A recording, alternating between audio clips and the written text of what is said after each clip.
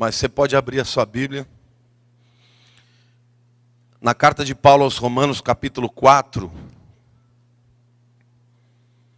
versos 19 a 21. O tema da mensagem de hoje é a batalha da fé. A palavra de Deus diz assim, está falando de Abraão e diz, e sem enfraquecer na fé, embora levasse em conta o seu próprio corpo amortecido, sendo já de 100 anos e a idade avançada de Sara, não duvidou, por incredulidade, da promessa de Deus, mas pela fé se fortaleceu, dando glória a Deus, estando plenamente convicto de que Ele era poderoso para cumprir o que prometera. Para mim esse é um dos textos mais extraordinários da Bíblia. Porque é um texto que fala de uma realidade que todos nós podemos e devemos andar. Andar pela fé. Tem muita gente que pensa que as suas batalhas são batalhas pelo casamento, batalha pela vida financeira, batalha no emprego, batalhas pelas lutas interiores. Querido, eu quero que você saiba hoje que a maior batalha da sua vida é a batalha da fé. E eu quero mostrar para vocês neste texto aqui, como podemos ter uma vida de vitória e que glorifique a Deus, se nós vencemos essa batalha. Se você vencer a batalha da fé, diga assim, se eu vencer a batalha da fé, todas as outras serão vencidas. Portanto, a primeira reflexão que eu quero fazer sobre esse texto é que todos os pecados nascem da incredulidade nas promessas de Deus. Ansiedade, indiferença, remorso, inveja, amargura, impaciência, lascívia, tudo isso são árvores nascidas da raiz da incredulidade. Diga assim, todos os pecados nascem da incredulidade nas promessas de Deus. Amém ou não? É importante que você entenda isso. Antes de mais nada, qualquer coisa que você esteja lutando nasce da incredulidade. Aqui o apóstolo Paulo está falando do grande pai da fé, Abraão. Deus promete a Abraão que ele seria pai de nações, quando ele tinha 75 anos e, portanto, já era um homem velho. E ele toma posse disso, e a sua luta ao longo de toda a sua existência, até que Isaac nascesse com 100 anos, foi a luta contra a incredulidade. Por isso a batalha da fé. E eu fico pensando que a fé de muita gente é inversamente proporcional ao tempo. Presta atenção no que eu falei. Diga assim, a fé de muita gente é inversamente proporcional ao tempo. Quanto mais o tempo cresce, mais a fé diminui. Não é isso? Quantos de vocês já não creram em Deus, já não receberam alguma palavra aqui na igreja, ou lendo na Bíblia, ou ouvindo um louvor, algo que Deus tenha tocado o seu coração? E aquilo gerou uma expectativa, uma confiança, uma fé maravilhosa. Você entrou triste e saiu daqui alegre, forte para enfrentar as batalhas. Mas aí o tempo começa a passar e as coisas não acontecem. O tempo vai aumentando e a fé vai diminuindo. Todos os pecados nascem da incredulidade das promessas de Deus. Amém? Eu quero dar um exemplo aqui para vocês de uma outra afirmação bem absoluta que Jesus faz. Por exemplo, lá em 1 Timóteo capítulo 6, verso 10, na verdade, Paulo é quem faz essa afirmação, mas ele está citando ou está usando de uma verdade já apregoada por Jesus anteriormente. Ele diz assim, porque o amor do dinheiro é raiz de todos os males. E alguns nessa cobiça se desviaram da fé. E a si mesmos se atormentaram com muitas dores. Vejam que coisa interessante que o texto diz. O amor do dinheiro, ou ao dinheiro, é raiz de todos os males. Eu disse anteriormente que todo pecado nascia na incredulidade. E aqui ele liga o amor ao dinheiro à incredulidade. E alguns nessa cobiça se desviaram da fé. E a si mesmos se atormentaram com muitas dores. Deixa eu fazer uma pergunta para você. Você entende o que significa amor ao dinheiro? Quem aqui tem ideia do que o apóstolo Paulo está falando? Quem tem uma nota aí de um dinheiro? Não vou ficar com ele não, eu devolvo. Me empresta aí uma nota aí. Uma nota grande, de pelo menos 20. Pode dar aqui. Uma nota de 10 reais. Vocês acham que o amor a dinheiro é assim? Como você é linda. Que coisa maravilhosa. Eu não vivo sem você. Eu não vou gastar. Você vai embora da minha mão. Eu vou ficar com saudade.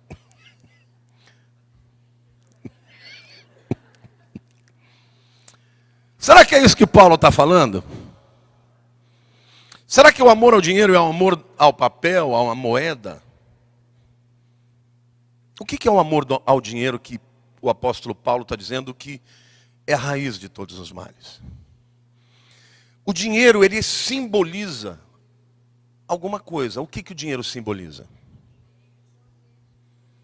Poder, que mais? Comprar alguma coisa, que mais? Ela tocou no ponto aqui. O dinheiro representa segurança. Mas não a segurança que Deus dá. A segurança que o homem pode dar.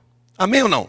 Por que as pessoas querem tanto dinheiro? Porque se elas tiverem dinheiro, elas acreditam que o futuro delas está garantido. Você já viu como as pessoas ricas são soberbas? Autossuficientes, acham que não precisam de Deus? Por quê? Porque elas amam o dinheiro. Elas creem no dinheiro, na segurança que o dinheiro dá. Elas acham que se elas têm dinheiro, elas podem tudo. Tem muita gente que por causa de ganhar um pouco mais de dinheiro já abandona Deus. Afinal de contas, eu não preciso mais de Deus. Agora eu pergunto para você, de que adianta todo o dinheiro do mundo se você tem um filho drogado caminhando para a morte? De que adianta todo o dinheiro do mundo se a tua família está sendo desfacelada? De que adianta todo o dinheiro do mundo se o médico chegar para você e disser a tua enfermidade é para a morte, não tem cura? A segurança que o dinheiro dá, ela é falsa. E por isso a Bíblia diz que vai trazer muitas dores e muitos tormentos. Então, literalmente, quando a Bíblia fala que o amor ao dinheiro é a raiz de todos os males, a Bíblia está dizendo não outra coisa, senão a fé na segurança que os homens podem dar, que a matéria pode trazer, é a raiz de todos os males. Isaías capítulo 55, versículo 1, a gente vê Deus falando com as pessoas e fala como Ele quer que a gente lide com Ele. Veja o que Isaías 55, verso 1 diz. Deus está dizendo assim: todos vós, os que tendes sede, vinde às águas, e vós, os que não tendes dinheiro, vinde, comprai e comei. Sim, vinde e comprai sem dinheiro e sem preço, vinho e leite. Querido, Deus está dizendo para você, por que você está tendo segurança no dinheiro para você poder comprar coisas, quando eu dou tudo isso para vocês abundantemente e de graça? Amém ou não? Ou seja, o amor ao dinheiro significa fazer do dinheiro o seu Deus. E fazer do dinheiro a sua segurança, o seu porto seguro. Queridos, há muita gente vivendo para conseguir dinheiro. Porque no fundo, seu coração não confia nas promessas de Deus. O coração que ama o dinheiro, na verdade é um coração que antes de amar o dinheiro, duvidou da promessa de Deus. O Senhor é provedor. Diga, o Senhor é bom. Diga, o Senhor é Pai. Diga, o Senhor é que nos dá segurança. Diga, Ele é o Shaddai, o Todo-Poderoso. O Senhor é nossa fortaleza, nosso lugar seguro, amém ou não? Este é o Senhor, é nele que devemos confiar, a Ele devemos amar.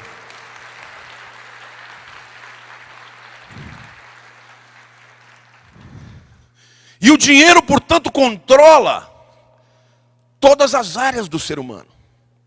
Porque no fundo, quando o ser humano se entrega ao pecado, ele está se entregando por conta de acreditar que aquilo vai lhe trazer felicidade. Aquilo vai suprir os vazios, os buracos da sua alma. E a Bíblia deixa muito claro que a incredulidade, portanto, é que leva a todas essas coisas. Quando eu duvido de Deus, eu elenco outro Deus na minha vida. Pode ser uma pessoa, pode ser um trabalho, pode ser uma profissão, pode ser uma droga, pode ser qualquer outra coisa que o diabo utilize para poder colocar no meu coração que alguém mais, além de Deus, vai me trazer vida plena e felicidade. Mas o apóstolo Paulo diz claramente que isto vai trazer tormento. Então, comecei dizendo para vocês que todos os pecados nascem na incredulidade nas promessas de Deus. Nasce da incredulidade nas promessas de Deus. Mas eu quero dizer, em segundo lugar, que o pecado, ele nos desvia. Eu digo, o pecado nos desvia do propósito de Deus. Qual é o propósito de Deus para a sua vida? Você já descobriu qual é o propósito de Deus para a sua vida? Você já fez essa pergunta algum dia? Para que eu existo? Você se acha uma pessoa imprescindível? Você é imprescindível. Deus fez você único nesse mundo. Não tem ninguém neste mundo que é como você. Então o propósito de Deus para a sua vida é imprescindível para esse mundo. Eu vou mostrar para vocês. Está lá em Isaías 43, versículo 7. Eu gosto sempre de, quando vou estabelecer algum fundamento teológico, buscar um texto do Velho e um do Novo. Isaías 43, 7 diz assim: a todos os que são chamados pelo meu nome. Quantos aqui são chamados pelo nome do Senhor? Diga, eu sou. E os criei para a minha glória. E que formei e fiz. Deus te criou. Deus te chamou.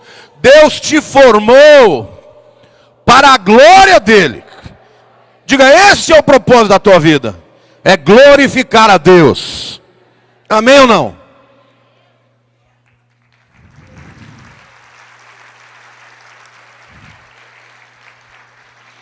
Agora vamos ler Efésios capítulo 1, versos 6 e 12. Agora o Novo Testamento, o apóstolo Paulo, falando sobre o mesmo propósito que Deus tem na nossa vida. Versículo 6 diz: para louvor da glória da sua graça, que Ele nos concedeu gratuitamente. Diga, gratuitamente. No amado. E no versículo 12, ele continua o versículo 7 falando sobre isso. No 12 ele diz: a fim de sermos para louvor do quê? Da sua glória. Quem? Diga, nós, os que de antemão esperamos em Cristo. Amém ou não? A palavra de Deus diz que o propósito de Deus, propósito significa algo que é colocado antes. Na eternidade, Deus falou: eu vou formar fulano, beltrano, ciclano, e eu vou formá-lo, eu vou criá-lo para glorificar o meu nome. Por isso, meu querido, que eu quero que você entenda essa verdade de maneira muito objetiva.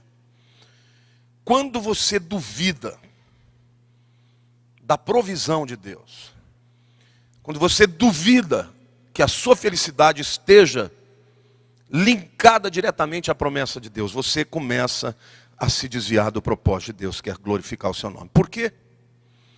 Porque você começa a procurar outros deuses.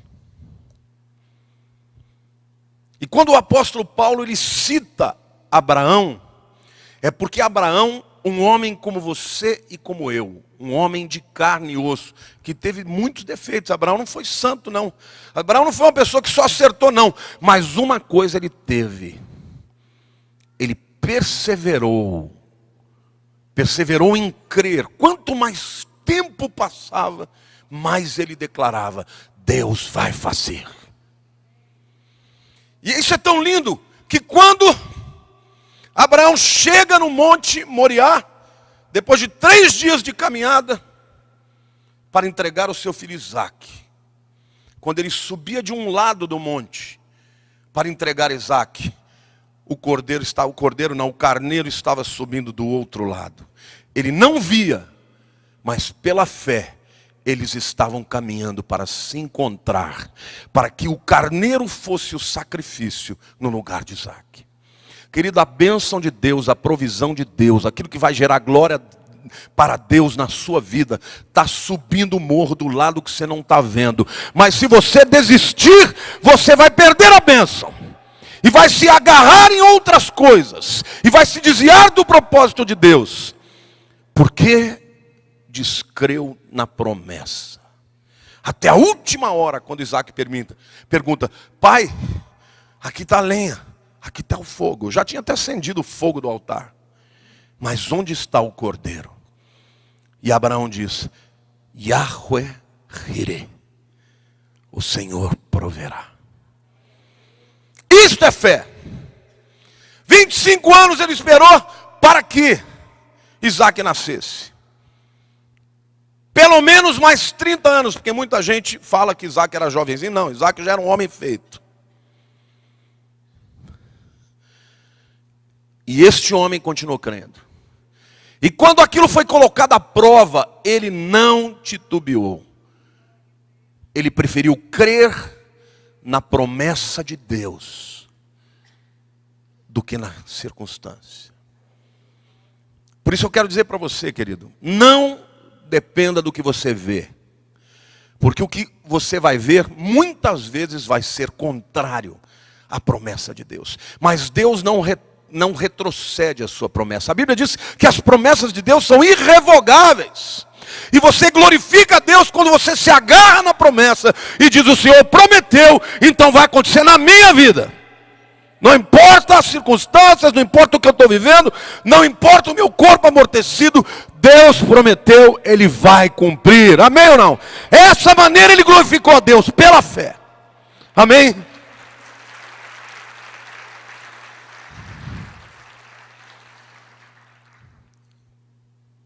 A terceira verdade que eu quero falar a vocês, na verdade é uma pergunta. Como é que nós alcançamos a razão da nossa existência? Qual é a razão da nossa existência? Pode falar alto, porque é isso mesmo. Qual é a razão da nossa existência? Glorificar a Deus. Diga: glorificar a Deus. Agora, se o alvo da nossa existência é glorificar a Deus, como é que a gente realiza isso? Diga assim: pela fé, pura e simplesmente. Porque quem crê, obedece. Quem crê, persevera. Quem crê, batalha. Quem crê, se fortalece. A fé te linka a Deus e não às circunstâncias. O versículo 19 diz assim: e sem enfraquecer na fé. Embora levasse em conta o seu próprio corpo amortecido, sendo já de 100 anos e a idade avançada de Sara. A Bíblia não diz que Abraão era louco. Ele sabia que ele era velho. Quando a Bíblia fala, embora levasse em conta o fato dele ser velho e a sua mulher ser velha, quer dizer, ele não era idiota. Ele sabia que naturalmente não ia acontecer mais. Mas ele sabia que se Deus prometeu, o sobrenatural ia acontecer. Amém ou não? E a Bíblia é tão tremenda que quando Deus vem, depois desse tempo todo, Abraão não tinha a mínima ideia de como ia acontecer. Deus se apresenta a ele, Jesus aparece junto com 2 outros anjos, ele está sentado na porta da sua casa, e o Senhor chega e já logo começa a falar com ele, ele se prostra no chão, ele percebe que eram pessoas diferentes, e ele fala, você vai ter um filho. E Sara está na tenda, dá aquela risadinha, e o Senhor fala, você riu, né? Ela fala, não ri não, riu sim, porque eu ouvi. Eu ouvi você falando, como é que eu vou ter filho agora? E o Senhor diz assim, vai sim. E a partir de agora, vou mudar o nome de vocês. Abraão não vai mais chamar Abraão, vai chamar Abraham.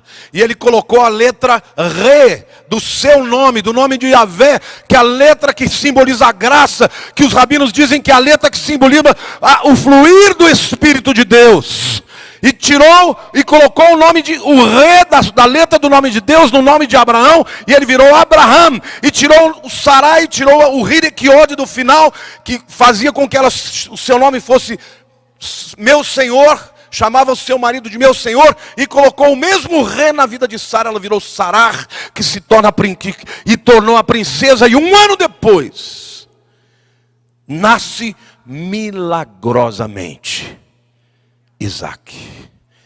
Abraão considerava o seu corpo, olhava para o seu corpo, entendia a sua limitação, mas não enfraqueceu na fé. Continuou crendo, e na hora de Deus, Deus não se atrasa, Deus não se adianta. Diga, Deus é pontual. Na hora de Deus, Deus fez o milagre, colocou a natureza dele, o sobrenatural dele, do seu nome, no nome de Yahvé, na vida de Abraão e Sara, e eles geraram filho. Eu quero dizer para você, querido, não desconsidere o sobrenatural de Deus, porque o que Deus prometeu, Ele vai cumprir na sua vida. Agora, como nós podemos então fazer isso? Através da fé. Nunca podemos nos esmorecer. Muita gente começa bem, mas vão se perdendo no meio do caminho. É a jovem que está esperando um homem de Deus. Espera, começa a olhar para o corpo, como eu estou ficando velha. Aí casa com o primeiro que encontrar. Aí depois, não sabe porque a vida vai ser um tormento. É a pessoa que está sentindo uma tentação, uma luta por alguma área, resiste um pouco, daqui a pouco fala, quer saber, Deus não tirou do meu coração, eu vou soltar a franga. A fé, meu querido, deve dirigir a sua vida como um todo. E quando você anda por fé, você glorifica a Deus. Amém ou não? A fé não é para super-homens. Muito pelo contrário. A fé é para pessoas absolutamente dependentes. Pessoas que têm consciência da sua incapacidade, da fraqueza. E por isso se agarram a Deus. Amém ou não? Paulo teve uma experiência na Bíblia que eu acho linda. Mas muita gente interpreta de forma errada esse texto. Paulo viveu também o seu momento de Abraão, ou a sua história de esperar por uma bênção, e ela demorar. Veja o que diz a palavra de Deus. 2 Coríntios 12, de 8 a 10.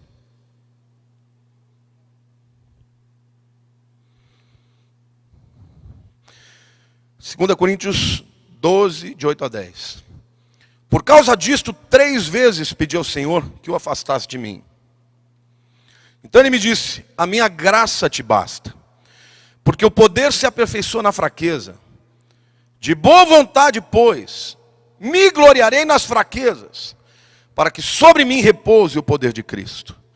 Pelo que sinto prazer nas fraquezas, nas injúrias, nas necessidades, nas perseguições, nas angústias por amor de Cristo. Porque quando eu sou fraco, então eu sou forte. Amém ou não? A gente não sabe exatamente o que é que Paulo tinha, que espinho é esse na carne. Alguns dizem que era enfermidade, outros dizem que era alguma tentação do diabo na vida dele, que esbofeteava a cara dele, que humilhava, que deixava ele cair na real. A gente não sabe exatamente o que era. Mas a Bíblia diz que Paulo pediu 3 vezes. E, querido, tem gente que pede 200.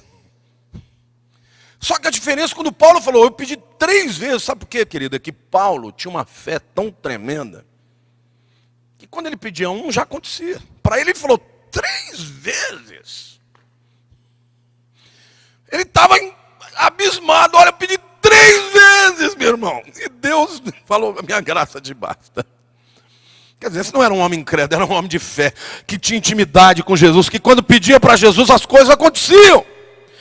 Mas ele entendeu, depois da 3ª vez que ele pede, o Senhor fala, a minha graça te basta. Ele entendeu que Deus tinha um propósito com aquilo. E muita gente pensa, não, Paulo ficou doente para o resto da vida. O texto não diz nada disso. O texto diz o contrário. Deus fala para ele, Paulo, eu quero que você já experimentou muito poder. Eu quero que você experimente a graça. E a graça na tua vida vai fazer algo não para fora, mas para dentro. Você vai ser fortalecido na sua fraqueza.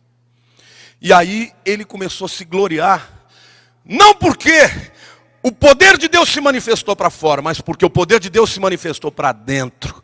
E ele começou a entender que mesmo quando ele era fraco, o final daquela fraqueza era o fortalecimento da sua vida para a glória de Deus. Amém, querido? Então eu quero dizer para você que Deus é um Deus que opera na sua vida para fora e para dentro. Vai haver momentos que a vitória virá e você vai vencer os inimigos, e os inimigos vão cair, mas vai haver outros momentos na sua vida, que a glória de Deus vai se manifestar, quando a sua fraqueza for encoberta pela graça de Deus. E esta fraqueza se tornará numa grande fortaleza. Amém? Glória a Deus. Diga glória a Deus. Diga o poder de Deus se aperfeiçoa na nossa fraqueza. E ele diz, porque quando eu sou fraco, é aí que eu sou forte. Sabe, querido, o diabo pode te derrubar muito mais quando se sente forte do que quando você se sente fraco. E a fé de Paulo fez com que ele permanecesse firme na fé, mesmo quando as coisas que ele esperava não aconteceram. Eu quero terminar essa palavra dizendo 3 coisas que para mim explicam a razão da fé glorificar tanto a Deus. Na verdade, são 3 características da fé que glorificam demais a Deus. A primeira característica é que a fé é orientada pelo futuro. Diga assim, a fé é orientada pelo futuro. O que nos orienta? Tem gente que se orienta pelo passado. Tem até ditados, né? Gato escaldado tem medo de água fria. O cabra tem uma experiência ruim e fala, ele passa longe. Ele está orientado pelo passado. Alguma coisa começa a aparentar a situação que ele viveu, ele já fica escaldado. Aliás, a síndrome do pânico é isso. É o medo do medo. Você passa por uma experiência ruim, e quando você começa a passar por algo parecido, você já teme. E o próprio organismo desenvolve uma maneira de escapar. E gera todo aquele pânico. O pânico nada mais é do que o medo do medo. Tem muita gente orientada pelo passado. E por isso é amarga. Tem pessoas que você vê amargas, reclamonas. Isso não é a característica delas, isso não é o temperamento delas. Garanto para você que quando ela era criancinha, ela ria, subia, brincava, perdoava. Mas em algum momento da história, a pessoa se perdeu, foi marcada por uma história triste, por uma história de derrota. E essa pessoa parou de olhar para frente, parou de ter esperança. E foi orientada pelo passado. Outras pessoas são orientadas só pelo que veem. são orientadas pelo presente. Se as coisas vão bem, glória a Deus, está tudo bem. Se a bolsa dá uma chacoalhada, a pessoa já treme. Fala, meu Deus, vou ficar pobre, vou perder o emprego. A minha empresa vai fazer um corte, eu sou o primeiro. Mas a Bíblia diz que a fé é orientada pelo futuro. E o futuro de quem crê em Deus é a glória de Deus na sua vida. Paulo sabia disso. Ele não olhava para as perseguições, pelas fraquezas, pelas injúrias, pelas tentações, não orava para isso. Ele dizia, pelo contrário, eu me alegro nessas coisas, porque o poder de Deus se aperfeiçoa na minha fraqueza. Querido, quem crê em Deus se orienta pelo Deus Todo-Poderoso, que tem uma promessa para a tua vida de que o melhor ainda está por vir. Segunda característica da fé, que na minha opinião é uma das razões para glorificar a Deus, é que a fé produz fruto. Se você crê, você vai ter frutos. 2 Tessalonicenses capítulo 1, verso 11, Paulo diz assim. 2 Tessalonicenses 1, verso 11. Por isso também não cessamos de orar por vós, para que o nosso Deus vos torne dignos da sua vocação e cumpra com poder todo o propósito de bondade e obra de fé. Diga, e obra de fé. Querido, quem crê, opera. Quem crê, age. Quem crê, frutifica. Amém ou não? Você quer saber se uma pessoa crê de verdade? Não adianta nada você olhar, ela pregar bonito, falar em línguas, dar pulo, ter uma aparência avivada. Você quer saber se a pessoa crê de fato? Veja os frutos dela. Como ela opera neste mundo. E Paulo está orando, literalmente, para que Deus torne todos aqueles crentes em Tessalônica dignos do chamado, e que cada um cumpra com poder o propósito de bondade e obra de fé.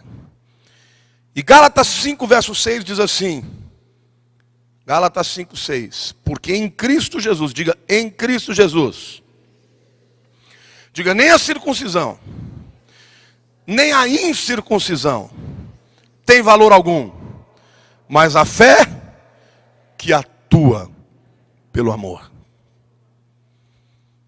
Os Gálatas estavam brigando se devia circuncidar ou não os gentios. Paulo fala, isso é tudo figura.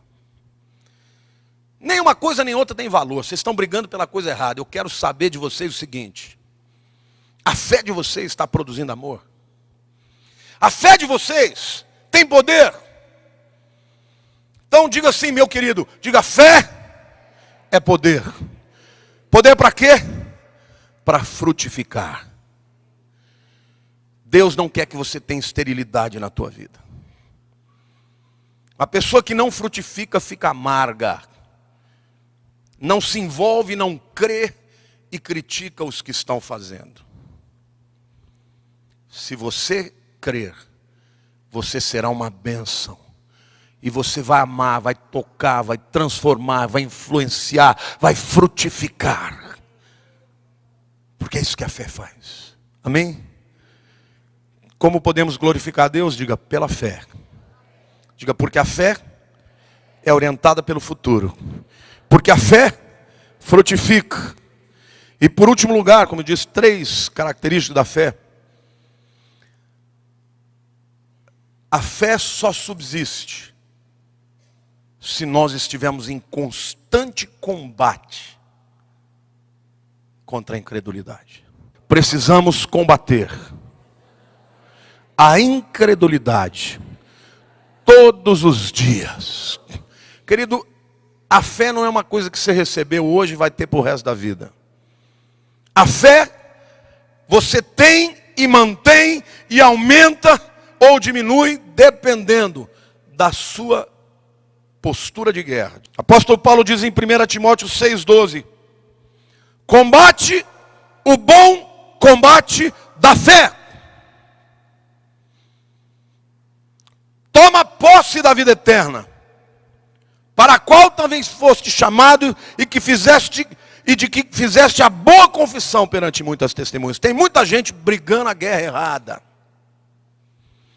Quando as pessoas vêm me procurar em aconselhamento, marido brigando com mulher, batendo boca por cá, ele não me ama, ele não olhou para minha cara, ele não me deseja mais, para de frescura, vocês precisam se converter, precisam dobrar o joelho, precisam deixar Jesus entrar na sua vida e fazer um rebuliço na tua história. O que está faltando é fé.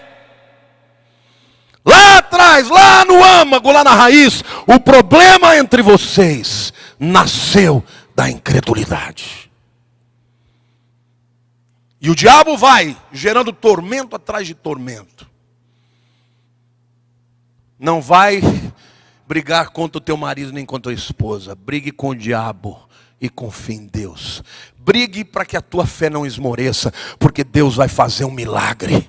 Ele é fiel, Ele vai fazer um milagre. Ele pode, se você permanecer crendo, Ele vai operar. Amém? Aplauda o Senhor, diga eu creio em nome de Jesus.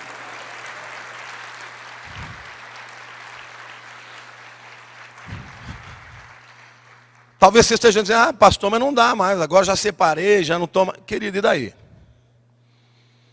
Desde quando, decreto humano, Deus fala, ai que pena, agora não posso fazer mais nada. O problema não é Deus não ser capaz de fazer um milagre, o problema é que as pessoas desistem. Você quer que Deus faça um milagre na tua vida, então não abre mão dele. Diga, Deus, eu não abro mão do milagre. Deus tem para você restauração. Agora você desistiu. Um dia você vai ouvir de Deus, você desistiu. Se você continuar crendo, Deus pode buscar um marido mais safado e trazer ele de gatinho para você. Você crê nisso? Você crê nisso ou não? Eu estou vendo as pessoas assim, eu creio. Eu creio.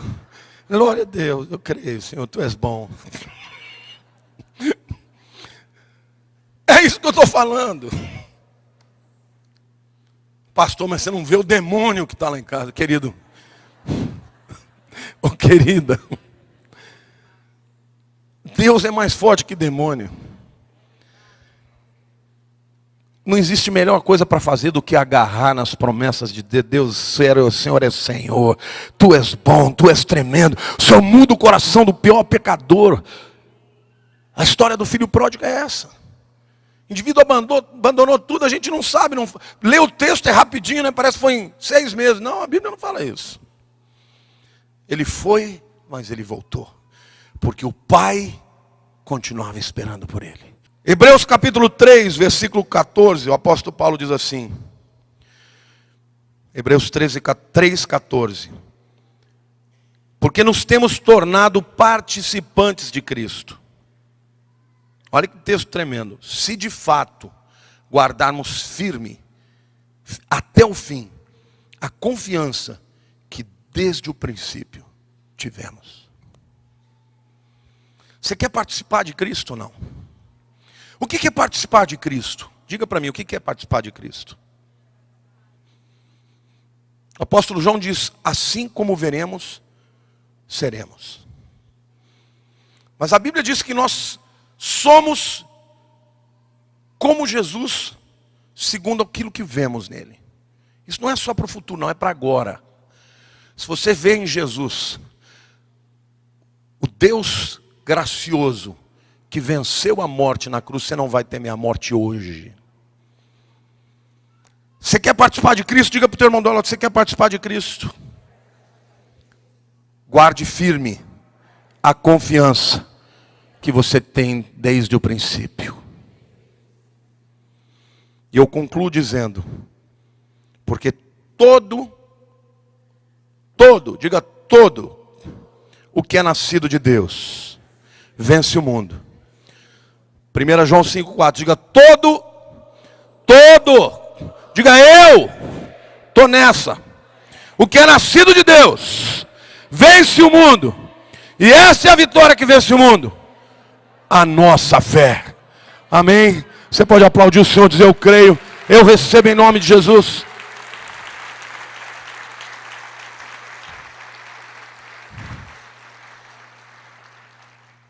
para você. A vitória que vence o mundo é a nossa fé. Eu comecei dizendo que todo pecado tem raiz na incredulidade nas promessas de Deus. E eu termino dizendo que quando cremos, vencemos o mundo. E é isto que glorifica a Deus e nos coloca no centro do propósito da nossa existência. Sabe quando você glorifica a Deus? Não é quando você tem uma promoção no emprego. Você pode ter uma promoção no emprego e glorificar a si mesmo. Você pode ter uma grande vitória financeira e dizer, olha como eu sou bom. Você glorifica a Deus quando você, em qualquer situação, você reconhece que Deus é bom e que a promessa dele na tua vida vai se cumprir cabalmente. E você anda na glória, na humildade. E na humilhação, firmes na promessa de Deus. Você glorifica a Deus quando, a despeito das circunstâncias, você crê que quem prometeu é fiel e poderoso para cumprir. Amém? Queridos, por tudo que eu disse até aqui, de antemão eu quero avisá-los que eu estou preparando uma super aula, uma nova masterclass para tratar com maior profundidade sobre o fim dos tempos. Eu quero mostrar para você como os sinais estão se cumprindo por toda a história e onde a igreja se encontra em meio aos dias que antecedem a volta do nosso Senhor Jesus Cristo. Essa super aula será gratuita, gente. E eu quero te encorajar a me seguir no Instagram, @lamartinepozella, S e 2 L's, para receber novas informações que serão disponibilizadas somente por lá. Que Deus abençoe a sua vida e continue firme na palavra do nosso Senhor Jesus.